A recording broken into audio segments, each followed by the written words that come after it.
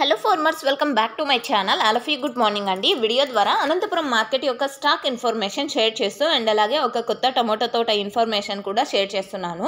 So నిన్న అనంతపురం జిల్లాలో వచ్చేసి అక్కడక్కడ తేలికపాటి వర్షం అయితే పడిందండి. సో అంత మొత్తం కూడా నాకు తెలిసినంతలో లైట్గా అంటే ఒక రోడ్డు నానేలాగా అలా పడిందంతే. పెద్ద వర్షం ఏమీ కాదు, అది మంచిగా యూజ్ అయ్యే వర్షం కూడా కాదు, జస్ట్ నార్మల్ వర్షం అనమాట.